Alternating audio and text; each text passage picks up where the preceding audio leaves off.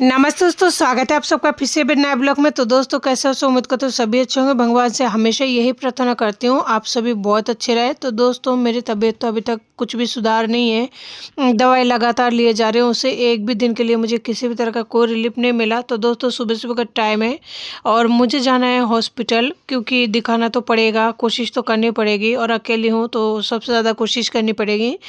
मैं कुछ भी खाना वगैरह नहीं बना पा रही हूँ क्योंकि मेरे हाथों में बहुत ज़्यादा तकलीफ हो रही है। आप लोग मानेंगे नहीं, मैं बहुत दिन हो चुका है खाना क्या बताऊँ कि नहीं बना रही हूँ, यानी ना के बराबर बना रही हूँ, बस इतना बना रही हूँ जितने से बच्चों का पेट भर जाए।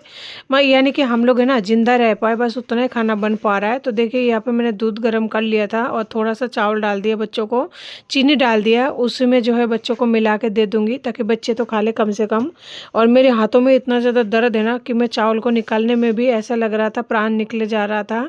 बच्चे छोटे हैं, उनको कुछ भी खाने को पीने को दे दो वो खा लेता है। उनको अभी समझ में नहीं आता है क्या हो रहा है नहीं हो रहा है, या फिर क्या खाने को मिल रहा है क्या खाने को नहीं मिल रहा है। मेरी मजबूरी ऐसी है, मुझे तो पता है मैं क्या दे रही हूँ, लेकिन क्या कर सकती हूँ, मेरी मजबूरी की वजह से मैं जो है इस तरह से बच्चों को खाना दे रही हूँ। तो दोस्तों मुझे लग रहा है मेरी बीपी बहुत ज़्यादा हाई हो चुकी है क्योंकि बहुत ज़्यादा चक्कर आ रही है। तो मेरे पास नींबू एनी टाइम रखी हुई रहती है, बस कई बार नहीं हो पाता है। तो अभी रखी हुई थी तो मैं यहाँ पे बना रही हूँ शिकंजी। इससे बीपी में है ना थोड़ा सा रिलीफ मिल पाती है।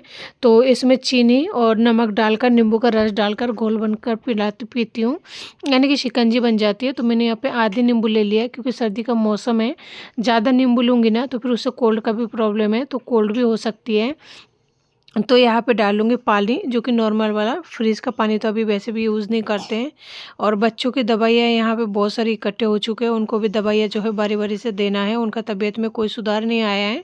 इस बार तो दोनों बच्चे जो है एक साथ बीमार पड़े हैं, 2-3 बार हो चुका है। पहले तो सोनू अकेला बीमार पड़ता था, छोटू सही रहता था तो मुझे संभालने में थोड़ा सा सही रहता था, लेकिन आजकल क्या दोनों बच्चे एक साथ बीमार पड़ते हैं और मेरी भी तबीयत इतना ज़्यादा ख़राब है ना, इस वजह से मुझे थोड़ा संभालने में परेशानी हो रही है। बस किसी भी तरह से कोशिश कर रही हूँ कि भगवान मुझे इतना शक्ति दो, दोनों बच्चों को रोटी खिला पाऊँ, बस मैं रोटी खाऊँ और मेरी तबीयत को जल्दी सही कर दो, नहीं तो मैं बच्चों को कैसे पालूंगी। और बहुत सारी दवाइयाँ जाँचों से मैं गुजर रही हूँ लेकिन कोई फ़ायदा नहीं मिल पा रहा है। तो दोस्तों फाइनली मैंने शिकंजी पी तो लिया, लेकिन मुझे अच्छा नहीं लगा था, मुझे बहुत ज़्यादा परेशानी हो रही थी। सुबह सुबह के टाइम शिकंजी का जो टेस्ट है ना नींबू का, वो बिल्कुल अच्छा नहीं लगता और हाथों में इतना दर्द है। मैं सोचा कैंपर का पानी बोतल में भर लूँ, लेकिन वो भी नहीं भर पाई क्योंकि आजकल है ना मैं 2 किलो वजन भी नहीं उठा पा रही हूँ, इतना ज़्यादा दर्द है। तो ग्लास से ही चेरी में से बोतल में पानी भर रही हूँ क्योंकि बच्चे पियेंगे, अगर पानी नहीं रहेगा तो फिर वो लोग परेशान हो जाएंगे। और मेरी हालत ऐसी है, अगर मैं बैठ जाती हूँ ना एक बार तो दोबारा नहीं उठ पाती हूँ और दोनों हाथों में बहुत बुरी तरह से दर्द होता है। और दर्द की वजह से है ना सारे सारे रात नहीं सो पा रही हूँ, मेरी जो है रातों की नींद भी पूरी तरह से हराम हो चुकी है। तो दोस्तों फाइनली हम लोग तैयार होके, बाबू जो है चावल और दूध के साथ में खा लिया था और उसके बाद में जा रहे हैं हॉस्पिटल। देखते हैं हॉस्पिटल में क्या दवाई देंगे, रिलीफ मिलती है कि नहीं मिलती है। सब ऐसे बोलते थायराइड की वजह से ये वाली दर्द हो रही है और इसमें बहुत टाइम लगता है, लेकिन मुझे नहीं पता कितना टाइम लगता है। 8-1.5 साल से मैं जो है इलाज करा रही हूँ, जा रही हूँ आ रही हूँ, लेकिन अभी तक तो मुझे कोई रिलीफ नहीं मिला है। और थायराइड की गोली भी मैंने चालू कर दिया है, लगभग 15 दिन हो चुका है, लेकिन मुझे किसी भी तरह का कोई फ़ायदा नहीं मिला है। तो दोस्तों यहाँ पे काम चल रही है, यहाँ पे फ्लैटें बनेंगे, तो हम लोग जो है डॉक्टर को दिखा के और घर की तरफ जा रहे हैं। देख सकते हैं कितना ज़्यादा जंगल है। कहता है ना नसीब जब ख़राब होती है तो हर तरह से ही नसीब ख़राब होती है। हमें ना तो बस मिली थी, ना टोटो मिला था, नहीं ऑटो मिला था। दोनों बच्चों को पैदल पैदल लेके आ रही हूँ। आप समझ सकते हैं जब बॉडी में पेन हो और दोनों बच्चों को पैदल लेकर आना हो, वो भी झाड़ियों में और पगडंडी वाले रास्ते से, तो समझ सकते हैं कितना ज़्यादा तकलीफ होती है। एक तो बॉडी पेन की वजह से चला नहीं जाता है, पूरा शरीर में दर्द होता है और ऊपर से पैदल आना पड़ते हो। और दोनों बच्चों को जुकाम खांसी बुखार हो रहा है, 3 दिन हो चुका था, दवाई दे चुकी थी, लेकिन फिर भी उन लोगों का तबीयत में कोई सुधार नहीं आया था। और उनको इस तरह से पैदल लेके जा रही हूँ, बुरा तो लगता है, दुख भी होता है, लेकिन क्या कर सकती हूँ दोस्तों, सारे खेल पैसे का है। अगर पैसा नहीं होता ना तो इंसान कुछ नहीं कर सकता, चाहे वो कितना ही ताकतवर क्यों ना हो। और बिना पैसे के इंसान की ज़िंदगी क्या है, जो लोग जीते हैं, जो मुसीबत में है, वो सिर्फ वही जानते हैं। पैसा बड़ी बात नहीं है, इंसान की काया अगर सही रहती है, अगर बच्चे बड़े होते हैं ना तो पैसा कमाना कोई बड़ी बात नहीं है। लेकिन एक तो बच्चे छोटे हैं, उनको छोड़कर आप जा नहीं सकते और फिर दूसरा तबीयत का भी परेशानी है। फाइनली हम यहाँ पे घर पे आ चुका थे। आज मैंने यहाँ पे पहन लिया है दूसरा वाला सूट। इसको मैं बिल्कुल ना के बराबर पहनती हूँ। आज इसलिए पहनी है क्योंकि कपड़े मैंने धो दिया था, जिसको मैं हमेशा पहन कर जाती हूँ, इस वजह से पहनी हूँ। कपड़े सूखे नहीं थे और हमारे यहाँ पे अभी भी बरसात का जो सिलसिला है ना वो बिल्कुल चालू है। दोस्तों जिनको भी कुछ भी कहना होगा ना कि अब मैं गंदी रहती हूँ या फिर मैं ऐसी हूँ वैसी हूँ, वो कह सकते हैं। खुले दिल से स्वागत है, क्योंकि मेरी जो स्थिति है ना इस वक्त परमात्मा के अलावा कोई नहीं जानता है। जिस वक्त मुझे किसी के सहारे की ज़रूरत है, जहाँ मुझे किसी की सपोर्ट की ज़रूरत है, वहाँ पे मेरी फैमिली वालों ने मुझे बहुत पहले छोड़ दिया था। जब मैंने जन्म लिया था तभी छोड़ दिया था। बस मुझे लगता था कि वो लोग मेरे साथ में हैं, सपोर्ट में हैं, लेकिन वो भरम भी मेरा टूट चुका है। मैं अकेली हूँ, मेरे 2 बच्चे हैं, इस दुनिया में और कोई भी नहीं है। तो जिनको भी कुछ कहना है कि मैं गंदी रहती हूँ ना, तो उनका खुले दिल से स्वागत है। दिल से मैं उनके लिए भी प्रार्थना करूँगी कि भगवान उनका भी भला करे, क्योंकि बहुत तरह के लोग आते हैं यूट्यूब पर और बहुत तरह के ऑडियंस होते हैं। तो जिनका भी जो कमेंट करने का मन करता है वो कर सकते हैं, कोई दिक्कत नहीं है। मैं कमेंट बॉक्स कभी भी ऑफ नहीं करती हूँ। मेरी जो स्थिति है ना, मैं सच कह रही हूँ कि हाथों को मैं मुट्ठी नहीं बंद कर पाती हूँ। मेरे बच्चे से मैं आजकल थोड़ा बहुत काम कराने लगी हूँ। मुझे पता है मेरा कलेजा कितना फटता है, लेकिन मैं इतना ज़्यादा मजबूर हूँ। काम कराना मेरी मजबूरी बन गई है। वो भी सोनू का तबीयत इतना ज़्यादा ख़राब होती हुई भी मैं उसे छोटे छोटे काम के लिए कह देती हूँ, लेकिन क्या कर सकती हूँ मैं, मेरे पास कोई भी रास्ता नहीं है। मेरा जो चैनल है ना, मैं कोशिश करती हूँ जो मेरा ऑर्गेनिक चीज़ है, यानी जो सच है वही मैं आप लोगों के साथ में शेयर करती हूँ। लेकिन सच है ना, सब लोगों को अच्छा नहीं लगता, क्योंकि अगर मैं बोलूँ कि मेरे हाथों की वजह से है ना, मैं सिर्फ उतना ही काम करती हूँ जितना मेरे बच्चों का काम चल रहा है। या फिर मैं बोल रही हूँ ना कि ज़िंदा रहने की कोशिश कर रही हूँ, यानी खुद से, खुद की किस्मत से और इस समाज से लड़ रही हूँ। बाकी मैं और कुछ नहीं कर पा रही हूँ। तो दोस्तों, कपड़ों को जैसे मैं बच्चों को पहना रही हूँ ना, मुझे ऐसा लग रहा है मेरे प्राण सा निकल जाता है। अभी जिनको इस तरह की दर्द होता होगा वही मेरे बात को यकीन कर पाएंगे, वरना कोई नहीं यकीन कर पाएंगे। मेरी ये हालत है कि जब मैं ड्रेस को चेंज करती हूँ ना, मेरे आंखों से आंसू आ जाता है। और बच्चे को कपड़ा पहनाते हुए मेरी खुद की हालत इतना ज़्यादा ख़राब हो जाती है ना कि मैं बोलकर शायद बयान नहीं कर पाऊँ। ऐसी बात नहीं, मैं कोशिश नहीं कर रही हूँ, उसके बावजूद भी ऐसा हो रहा है तो समझ में आता है। लेकिन कोशिश करने के बावजूद भी अगर ऐसी स्थिति होती है ना, तो मन भी टूट जाती है, दिल दिमाग सब कुछ टूट जाता है। यहाँ पर आने के बाद में कपड़े वगैरह को चेंज तो कर रही हूँ, लेकिन यहाँ पे बहुत सारा धोने का कपड़ा निकलेगा। लेकिन धोने के कपड़े के नाम से है ना, ऐसा लगता है बुखार सा हो रहा हो, क्योंकि अभी धोने का नाम से बहुत ज़्यादा तकलीफ होने लगती है। हाथों में जब दर्द हो, जहाँ पानी की ढक्कन खोलना भी मुश्किल हो, तो वहाँ पे समझ सकते हैं कि कपड़ा धोना मुझे कितना ज़्यादा मतलब परेशानी होती होगी।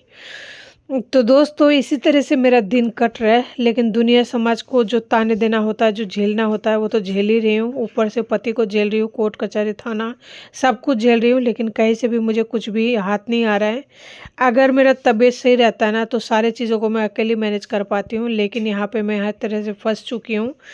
वो कहते हैं ना, जो भी करेंगे भगवान अच्छा ही करेंगे, देखते हैं भगवान मेरे नसीब में क्या अच्छा करता है। बस उसी वक्त का इंतज़ार है जब मेरे साथ भी कुछ अच्छा होगा, और आप लोगों की दुआ और प्यार मेरे साथ है। इसके अलावा मुझे और कुछ नहीं चाहिए इस संसार से। कपड़े मैं यहाँ से उठाकर लेके जा चुकी थी। सोनू को मैंने बोला, बेटा तू बिस्तर को थोड़ा सा ठीक करना, क्योंकि मेरे हाथों में दर्द है, मैं कुछ भी नहीं कर पा रही हूँ। तो वो बच्चा अपना काम कर रहा है, बिस्तर को जचा रहा है, और मेरा जो कलेजा है ना वो निकल जाता है, लेकिन मैं कुछ नहीं कर पा रही हूँ फिलहाल। और ये जो मेरी हालत है, ये थोड़े दिनों से कुछ ज़्यादा हो चुका है, जहाँ पर मैं कुछ भी नहीं कर पा रही हूँ। जबकि वो बच्चे को है ना बुखार है, जुकाम खांसी है। तो सोचिए एक माँ कितना ज़्यादा मजबूर होती है। तो क्या मुझे उन लोगों से कोई प्यार हो सकता है? ऐसे पति से कोई मोह हो सकती है? मुझे नहीं लगता हो सकता है, क्योंकि जब एक बच्चा बीमार हो, उसे इस तरह से छोटे छोटे काम हो कराया जाता है। मेरे लिए छोटे छोटे काम है, लेकिन यही काम उसके लिए बहुत बड़ी काम है, क्योंकि उसका तबीयत ठीक नहीं है और उससे भी तबीयत ख़राब हुई है। आज बहुत दिन हो चुका है। जो भी मुझे रेगुलर फॉलो करते हैं ना, उनको पता होगा। ऊपर से छोटू को भी उसको झेलनी पड़ती है, क्योंकि छोटू भी बहुत ज़्यादा बदमाशी करता है उसके साथ में। अगर उसे एक जगह खड़े होने के लिए बोलो, लेकिन वो एक जगह खड़ा नहीं होगा, वो उसी जगह खड़ा होगा जहाँ पर सोनू खड़ा है।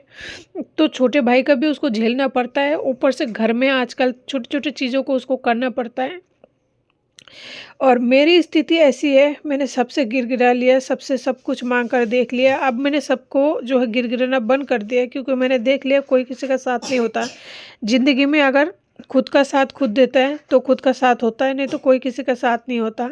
डॉक्टर ने यहाँ पे दोबारा से दोनों भाइयों के लिए सेम दवाई लिख के दिया था, और मैंने सोनू को बोला है जो भी कागज़ वगैरह है उठा के रख दो, यानी पर्ची वगैरह हॉस्पिटल का, नहीं तो बाबू फाड़ देगा। और वो फाड़ देता है, अभी छोटा है, उसे बिल्कुल ही समझ नहीं है।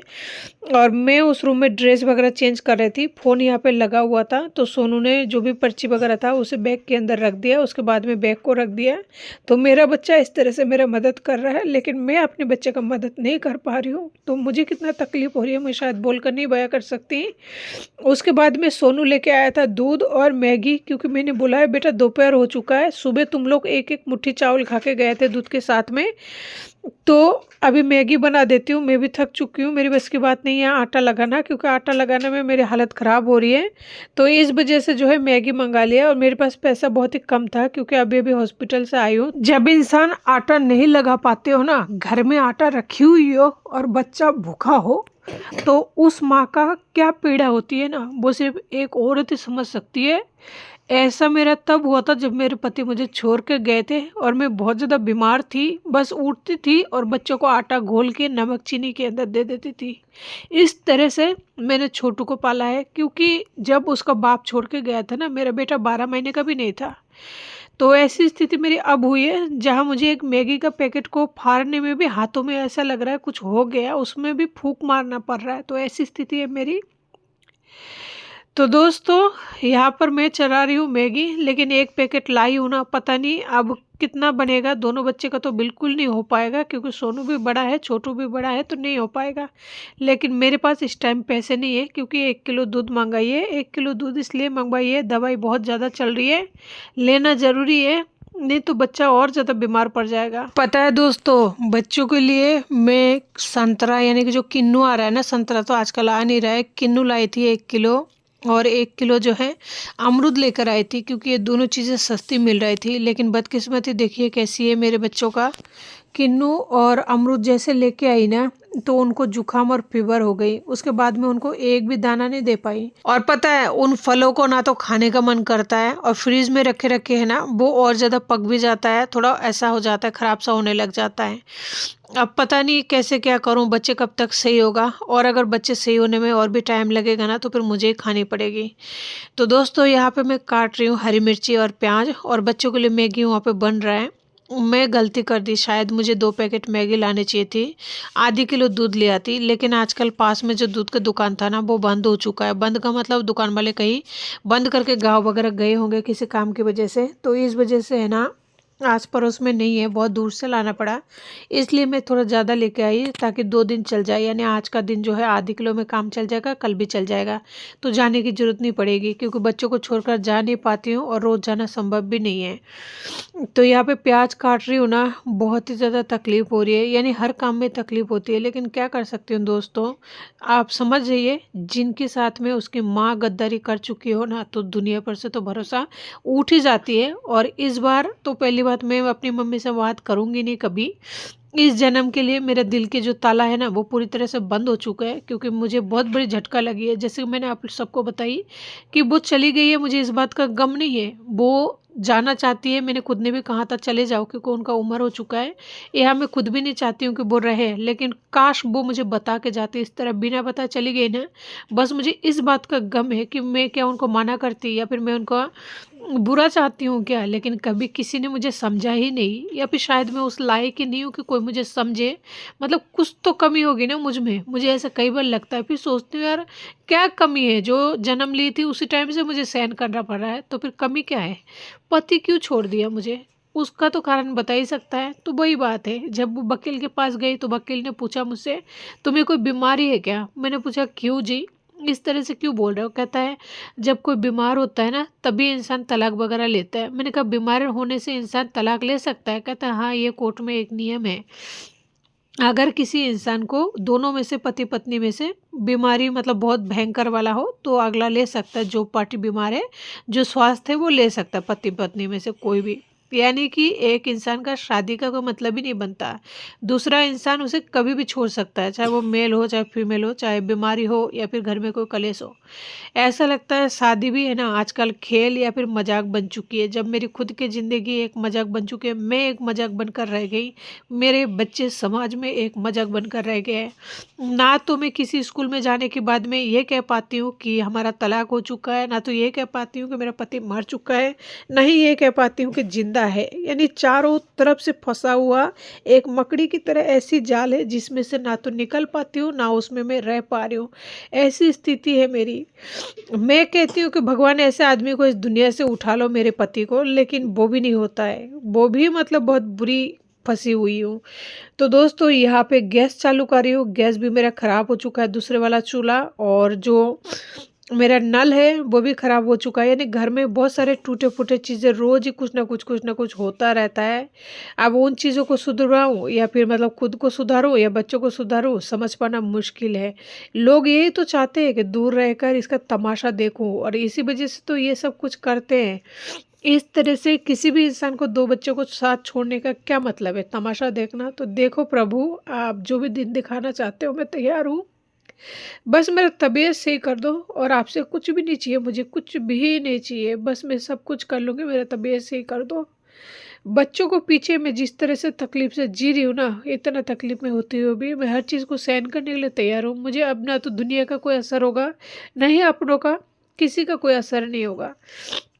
तो जी मैगी वहाँ पे बन चुका था, यहाँ पे मैं छौंक रही हूँ चावल, और ये चावल अभी का नहीं है, सुबह तो मैंने बनाया नहीं था, बासी चावल है। बच्चों को भी मैंने बासी चावल ही खिलाई थी, क्योंकि मेरे पास इतना टाइम नहीं था कि मैं दोनों बच्चों को तैयार करूँ, उसके बाद में फ्रेश चावल बनाऊँ। क्योंकि इतना टाइम होता है ना तो इंसान रोटी बना लेता है, लेकिन बासी चावल ही मैंने बच्चों को भी दिया था। क्या कर सकती हूँ, मैं सच में नहीं खाना बना पा रही हूँ। बस चावल इसलिए बन जाता है कि चावल को धो के कुकर में डाल दो, लेकिन कुकर भी मेरा ख़राब है, और चावल को धोने में भी हाथों में बहुत ज़्यादा तकलीफ होती है। कई बार तो चावल भी नहीं बन पाता है। बच्चे मेरे भूखे सो रहा है बिस्किट खा के। ना जाने मेरे बच्चों ने ऐसे कौन से बुरे कर्म किए, जहाँ उनको जन्म से, यानी जब मेरा बच्चा पेट में था तभी से लेकर अब तक उनको दुख बर्दाश्त करना पड़ रहा है। और भगवान से प्रार्थना करती हूँ, भगवान किसी भी बाप को ऐसा दिल बनाकर इस संसार में मत भेजो। अगर किसी औरत का पति ऐसा हो ना, तो आप उस औरत को बच्चा ही मत दो। मैं मेरी बात कर रही हूँ कि काश मुझे बच्चा ही नहीं देते, कम से कम दोनों बच्चों का ज़िंदगी तो ख़राब नहीं होता। एक लड़की धरती पर आके अब किस तरह ख़त्म हुई है वो तो मैं कभी नहीं बता पाऊँगी, लेकिन वो कम से कम नहीं मरती, वो कम से कम जिंदा रहती। मैं कुछ ऐसे हद से है जो नहीं बता पाऊँगी, लेकिन मेरी ज़िंदगी में एक काली सच्चाई बनकर रह गई है, जो मेरे आँखों के सामने सब कुछ होते हुए मैंने देखा है, और उसे मैं भुला भी नहीं पाती हूँ, ना मैं जी पाती हूँ। मतलब ऐसा जीना हराम हो गई है ना मेरी। वो कहते हैं जीते जी नरक का दर्शन करवा दूंगा, तो उस बंदे ने करवा दिया। फिर भी मैं दिल से यही कहूँगी कि तू खुश रह, कोई बात नहीं। शायद भगवान ने तेरे नसीब में खुशी लिख रखा है ना, तू खुश रह। मुझे दूर जाते हुए भी परेशान ना किया कर, क्योंकि ना मैं तेरे से कुछ मांगती हूँ। बस बच्चों का थोड़ा सा मेंटेनेंस के लिए लगा रखी हूँ, जिसमें भी इतना सारे ड्रामा हो जा रहे हैं। भगवान जाने कब मुंह उठाकर देखेंगे, कब जाने क्या होगा। एक तो ये कल का बासी चावल है, और इसे मैं बना रही हूँ लगभग 2-3 बजे। यानी सुबह हॉस्पिटल निकली थी, बच्चों को दिखाई, मैं दिखाई खुद को, उसके बाद में घर आई, उसके बाद में अब बना रही हूँ। तो समझ सकते हैं इस चावल में क्या रह गई है। लेकिन वो कहते हैं ना, भूखे आदमी क्या नहीं खाता है। तो वही में स्थिति जो है मेरे साथ इस वक्त है। मुझे खाने से मतलब है और कुछ भी नहीं समझ में आ रहा है। तो वही कर रही हूँ। तो यहाँ पे बच्चों को सबसे पहले निकाल के दे रही हूँ मैगी, ताकि वो लोग खा ले। देखिए कितना कितना सा मैगी बनाए, एक पैकेट मैगी में आता ही कितना है। तो इस वजह से दोनों को मैंने दे दिया थोड़ा थोड़ा। उनका पेट तो नहीं बढ़ेगा, लेकिन पता नहीं खाना कब बनाऊंगी कब नहीं। फाइनली यहाँ पे चावल जो है नमकीन बनकर तैयार हो चुकी है। मुझे नमकीन चावल खाना बिल्कुल ही पसंद नहीं है, लेकिन क्या कर सकते हैं, ना तो सब्जी है ना कुछ और है। थोड़ा सा दूध था जो बच्चों ने सुबह चावल के साथ में लिया है। यहाँ पे मैंने निकाल लिया है अचार। तो दोस्तों आज की वीडियो को इसी के साथ एंड करती हूँ। नमस्ते।